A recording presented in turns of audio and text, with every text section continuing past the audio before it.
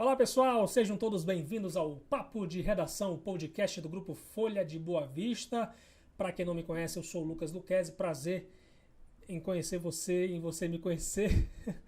Esse é o nosso podcast que a gente está apostando aqui para poder mostrar para vocês um resuminho das principais notícias do dia, da semana, e para isso a gente trazer aqui convidados, sobretudo os nossos repórteres do Grupo Folha de Comunicação, para falar um pouco da apuração, né, sobre os detalhes de matérias, inclusive detalhes que a gente às vezes não divulga nas matérias, né, mas que não eram tão relevantes, digamos assim, para a questão da apuração da matéria, mas pelo menos a gente atiçar pelo menos a curiosidade aqui nos bastidores das nossas apurações das notícias. A gente vai trazer, claro, entrevistas também com personalidades que também se destacaram no cenário local, nacional também. Esse é o podcast Papo de Redação. E eu quero, galera, que a gente possa estabelecer um canal direto aqui com você. Porque eu quero muito que você participe, dê a sua opinião, a sua sugestão de matérias, para a gente poder verificar, seja no podcast ou seja também no nosso dia a dia aqui no Grupo Folha de Comunicação, deixar o espaço, a barra de comentários disponível para você comentar e também o nosso zap para mandar o que você quiser, reclamação, quer reclamar da nossa matéria, falar mal da gente, né? Você quer fazer algum comentário sobre a matéria, o que você acha sobre o que a gente tem noticiado e também sobre os assuntos do podcast, é só você mandar uma mensagem aí para o nosso zap.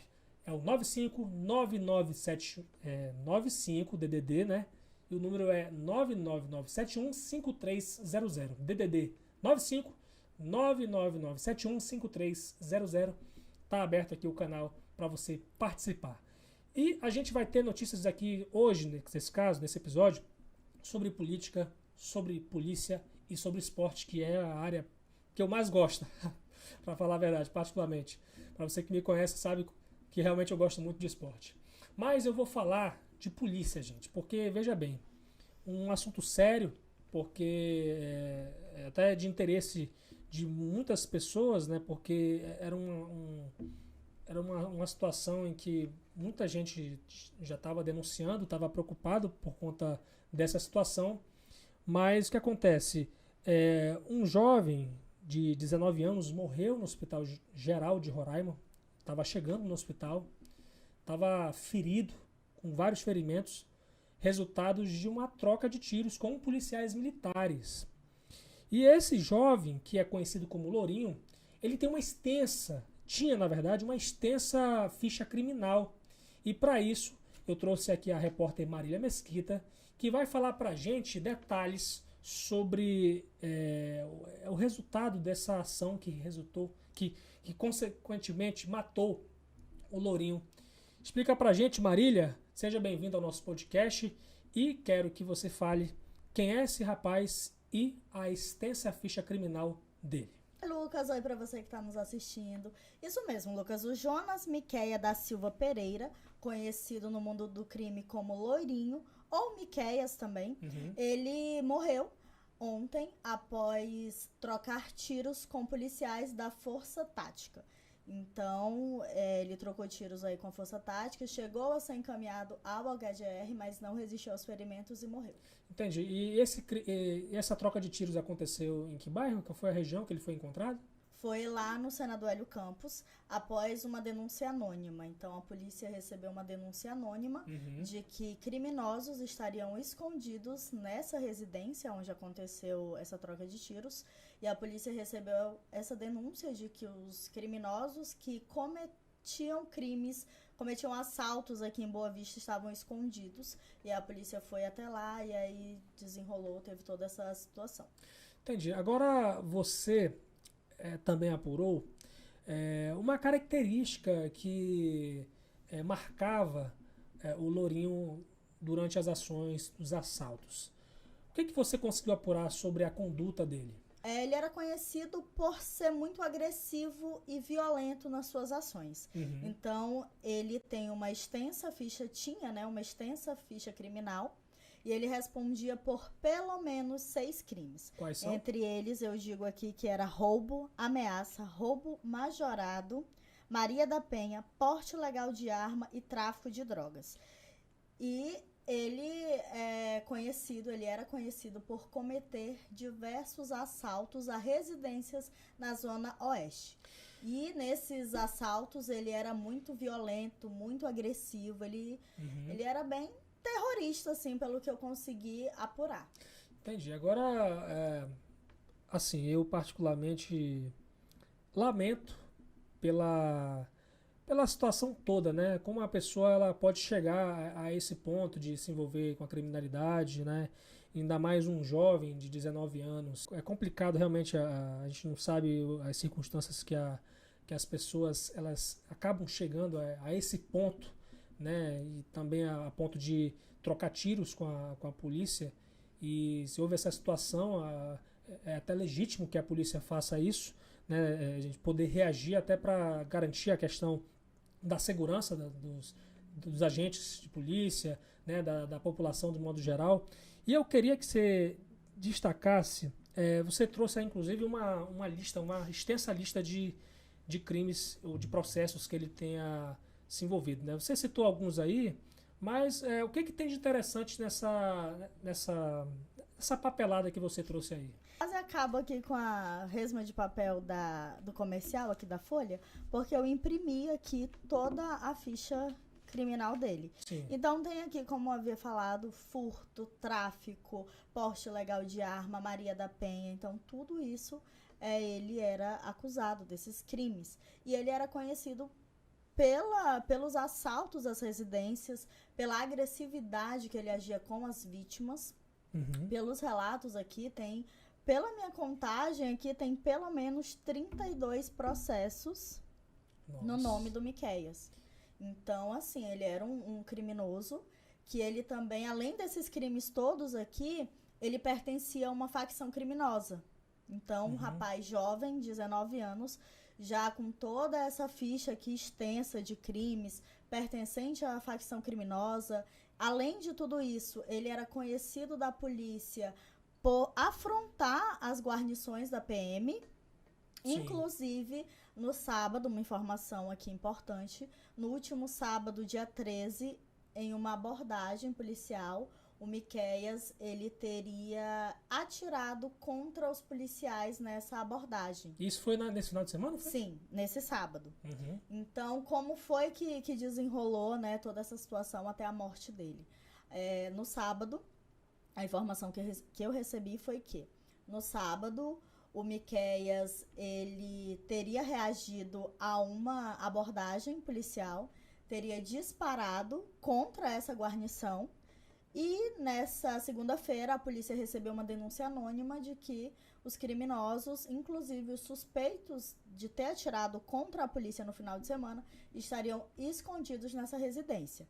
A polícia foi até o local indicado, o endereço, localizou a residência do Lourinho e fez a verbalização com ele, que a polícia não teve retorno.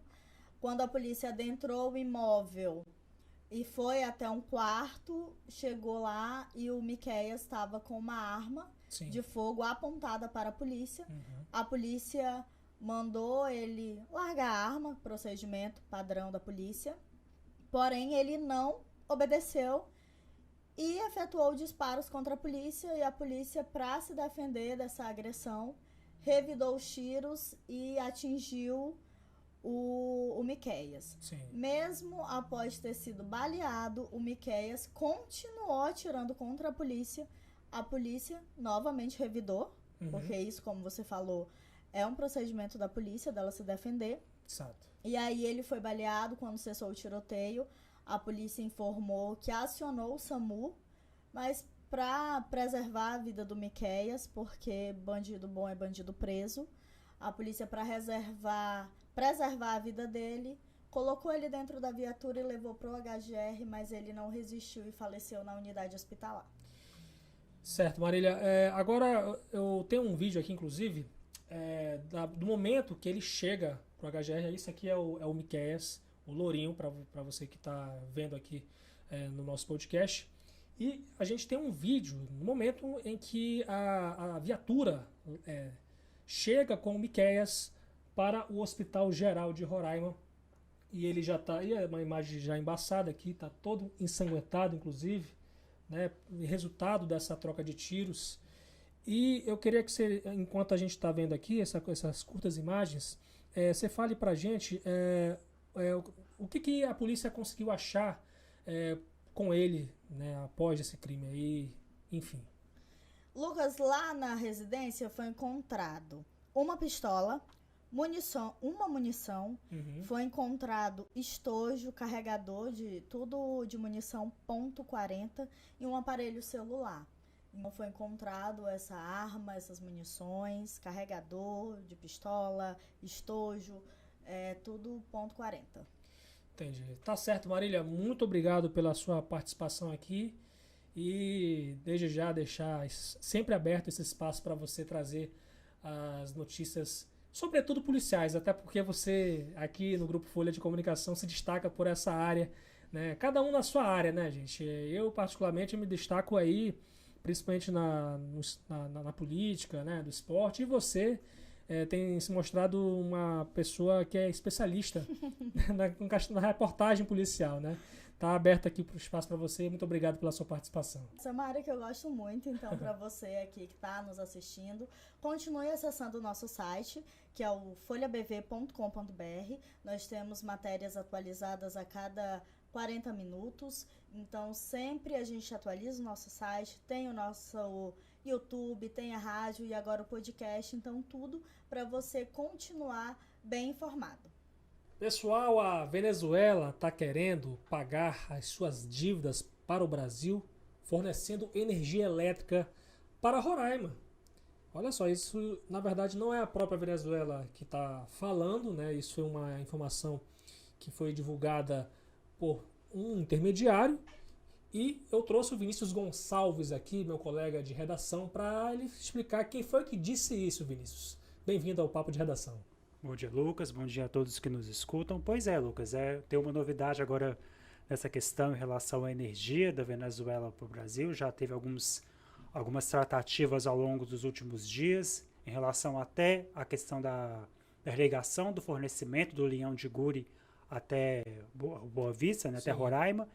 E o ministro o presidente do BNDES, Aloysio Mercadante, disse em entrevista ao programa Roda Viva da TV Cultura, transmitido ontem, que a Venezuela quer uma mesa de negociação para poder tratar sobre essas dívidas, e uma das formas de negociar as dívidas que ela tem com o Brasil é fornecendo petróleo e energia elétrica para Roraima.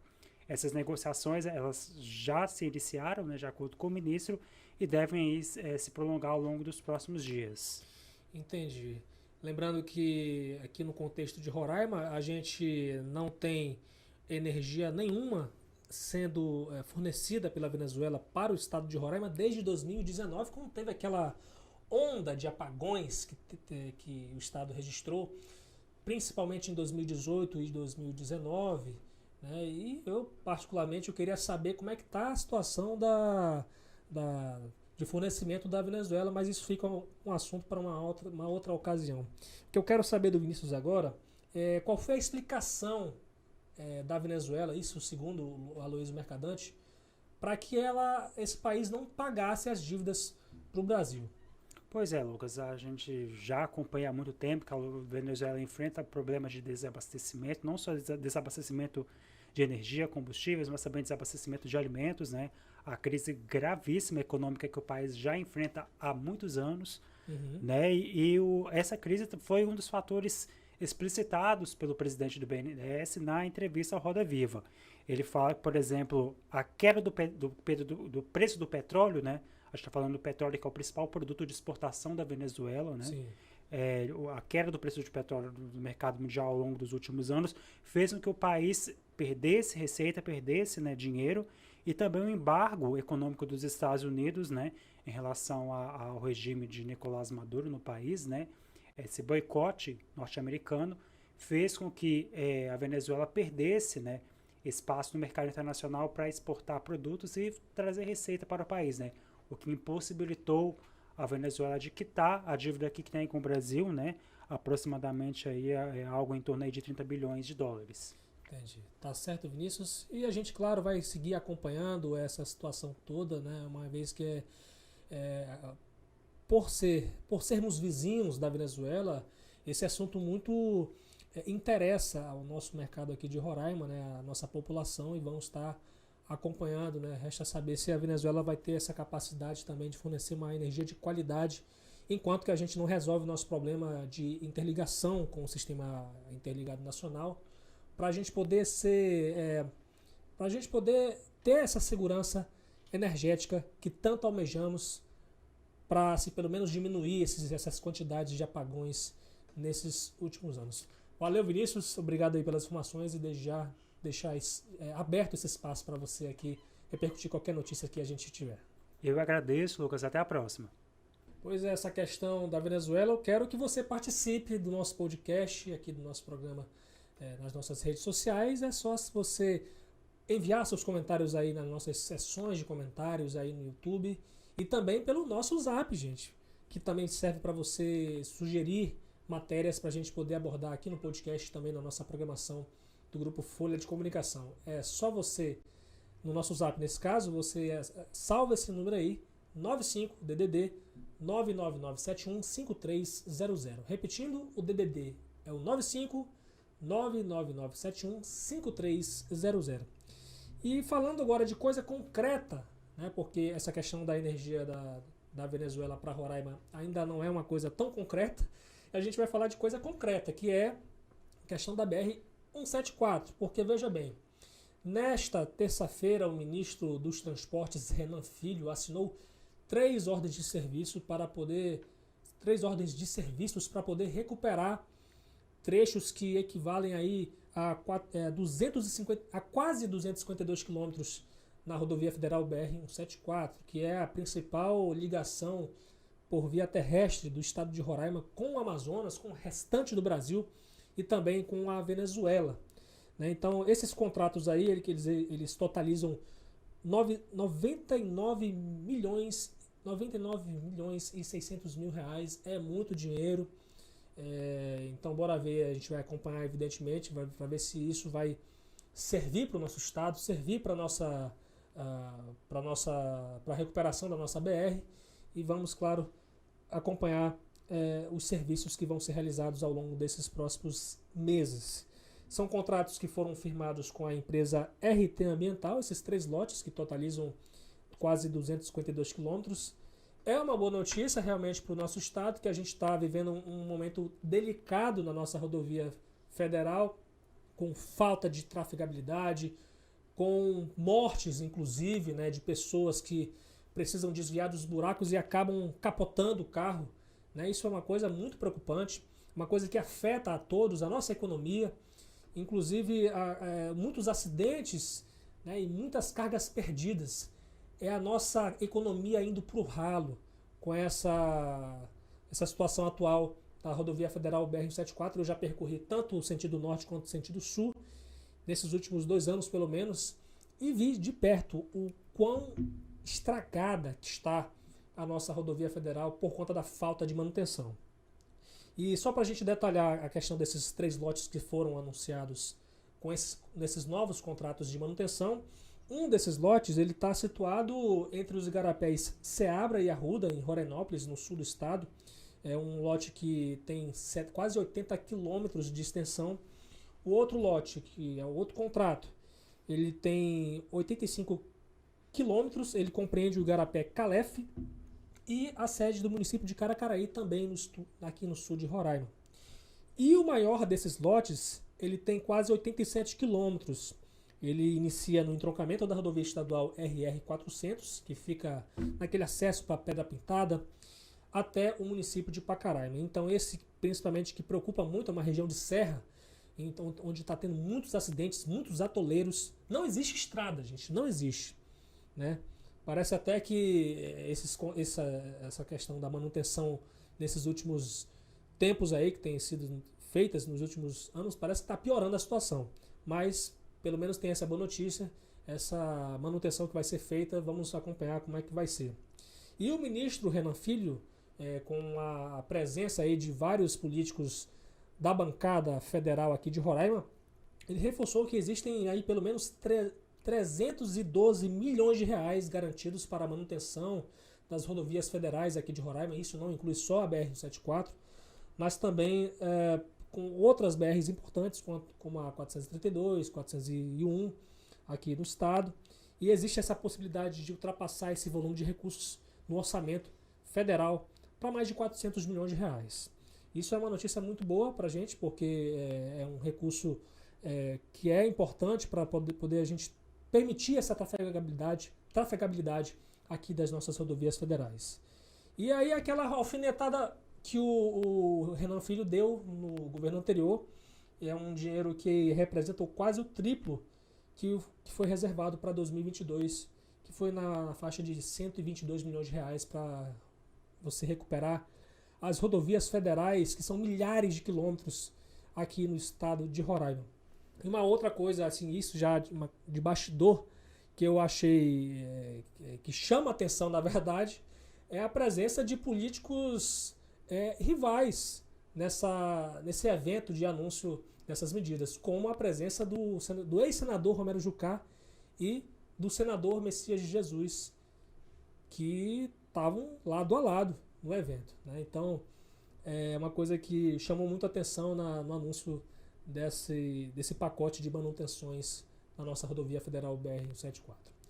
Vamos falar de coisa esportiva, né? Porque, veja bem, final de semana, no sábado especificamente, vai ter o Festival Paralímpico, que é um evento realizado pelo Comitê Paralímpico Brasileiro. Para isso, eu trouxe a Isabela Cádiz para falar para a gente sobre esse evento, né, Isa? É um evento nacional, um evento local. Fala para a gente aí. Olá, Lucas, a todos que estão ouvindo e assistindo. Sim, é um evento nacional, ele vai ocorrer no Brasil inteiro e é realizado pelo Comitê Paralímpico Brasileiro através da Diretoria de Desenvolvimento Esportivo, né? O evento acontece ali desde 2018. Entendi. E qual é o público desse Festival Paralímpico? Então, o público-alvo são crianças e jovens de entre 8 e 17 anos, onde 80% desse público serão, né, pessoas com deficiência física, visual e ou intelectual, e os outros 20% dos inscritos serão pessoas sem nenhuma deficiência. Legal, uma iniciativa muito importante aí para poder permitir a inclusão, né, de atletas que de alguma forma têm algum tipo de deficiência. Então, Isabela, vou te perguntar, esse evento ele vai ser realizado em etapas, em edição única, como é que vai ser? É uma ótima pergunta, Lucas. De forma inédita, o evento vai acontecer em 2 etapas esse ano. A primeira agora no dia 20 de maio e a outra no dia 23 de setembro. E o pessoal de Roraima, como é que pode participar? Ainda dá tempo? Tem inscrição aberta para quem quiser participar? Sim, as pessoas ainda podem participar de uma forma muito fácil. Basta acessar um link no nosso site, onde as pessoas devem preencher um formulário. E é só isso. Legal, muito fácil. E para quem não sabe qual é o nosso site, hein, Isabela? folhabv.com.br. Muito obrigado pela sua participação e até a próxima aí, evidentemente, para a gente poder repercutir alguma notícia, principalmente de cinema, né, Isabela? Que você é especialista em cinema, né? Essa semana vai ter muita novidade, hein? Eu quero agradecer do fundo do meu coração a sua companhia nesse novo projeto do podcast aqui do Grupo Folha de Comunicação, o Papo de Redação. E eu quero, desde já, deixar sempre aberto esse espaço entre mim e você, para você interagir, né? Interage aí com a gente, coloque a sua opinião, né, sobre o que a gente comentou aqui, deixe nos seus comentários, mande uma mensagem para a gente e a gente deixa o nosso zap aberto para você também participar. É o DDD 95 99971 5300. O DDD é o 95 e o número é 99971 5300. E quero ser justo aqui na lembrança, além da apresentação que é minha, Lucas Luquezzi, também faço parte da produção desse podcast, na edição do Fabiano Lopes e o apoio técnico de Aduan Figueiredo, Riover Herrera também. Siga as nossas redes sociais. Você que está aí no YouTube aí, também siga a gente no Twitter. No Twitter a gente está @FolhaBV, @FolhaBV também no Instagram e no Facebook. E no YouTube, é claro, TV Folha BV. Muito obrigado e até a próxima.